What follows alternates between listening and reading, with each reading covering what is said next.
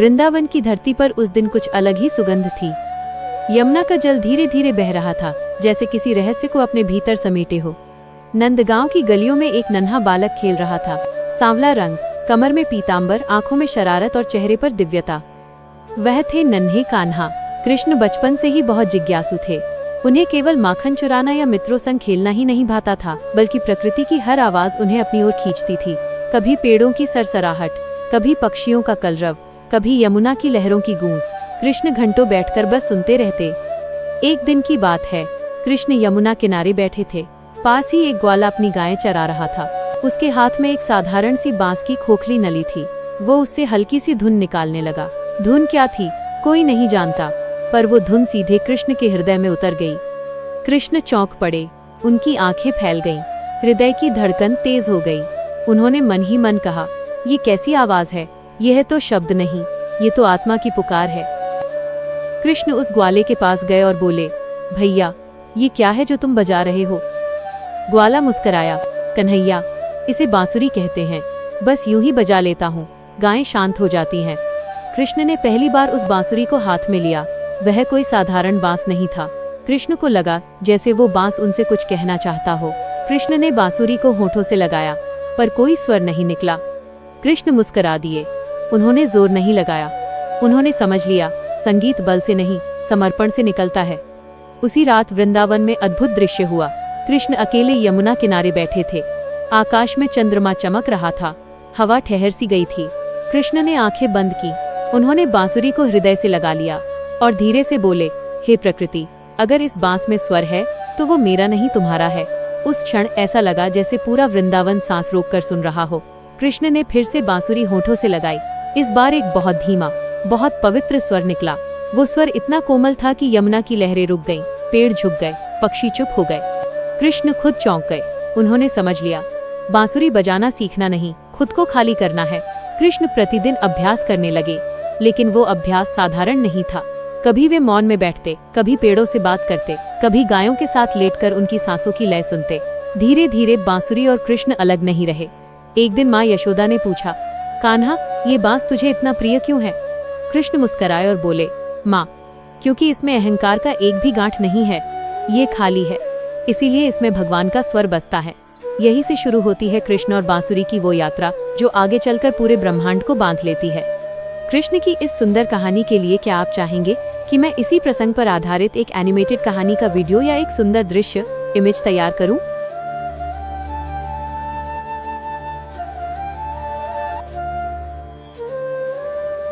वृंदावन में अब एक नई चर्चा होने लगी थी। लोग कहने लगे थे, नंद का लाला कुछ बदल गया है। वो पहले भी शरारती था, लेकिन अब उसकी आंखों में कोई गहरा सागर दिखने लगा था। कृष्ण अब रोज प्रातः यमुना किनारे जाते, हाथ में वही बांसुरी, पर वे उसे तुरंत नहीं बजाते। पहले वे बैठते, आंखें बंद करते और अपने भीतर उतरते। कृष्ण समझ चुके थे, जब तक मन शांत न हो, बांसुरी रोएगी, गाएगी नहीं।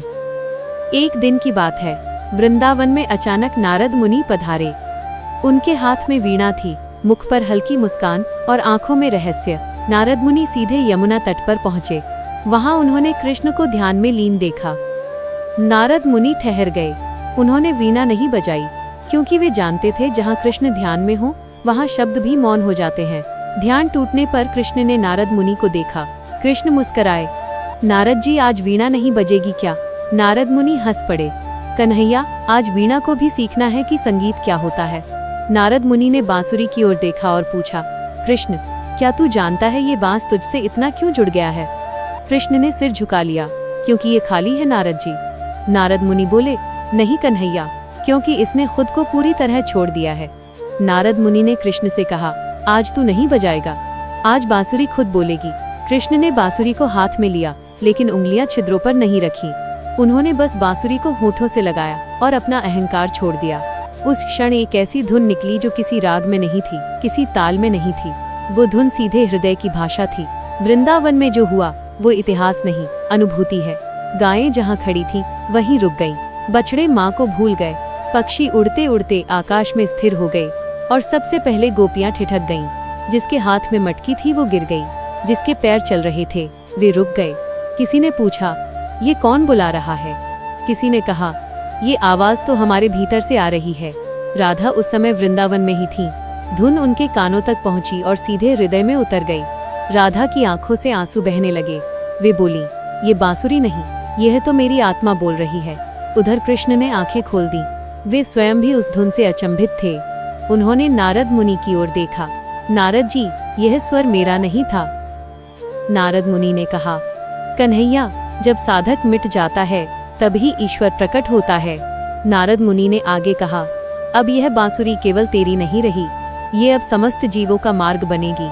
उसी दिन से कृष्ण की बांसुरी केवल संगीत नहीं रही, वो बन गई विरह की आवाज, प्रेम का निमंत्रण और आत्मा की पुकार। लेकिन अभी कृष्ण को सबसे बड़ा रहस्य जानना बाकी था। उस दिन के बाद वृंदावन पहले जैसा नहीं रहा। कृष्ण की बांसुरी अब केवल सुनाई नहीं देती थी, वो अनुभव की जाने लगी थी।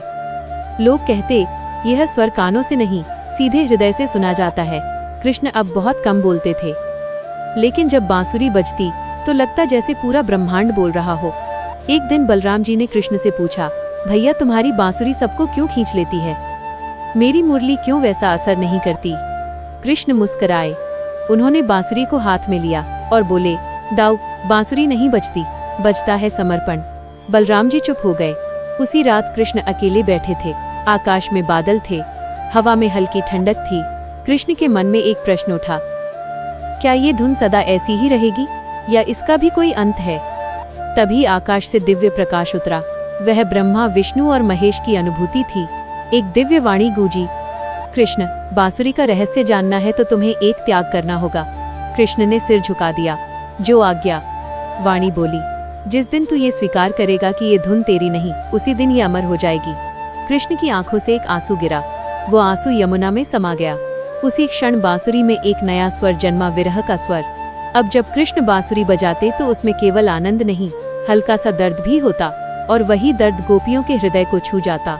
राधा ने पहली बार कृष्ण से कहा, कान्हा, आज तुम्हारी बांसुरी रो रही है। कृष्ण ने धीरे से उत्तर दिया, राधे, जब प्रेम पूर्ण होता है तब विरह जन्म लेता है। राधा समझ गईं।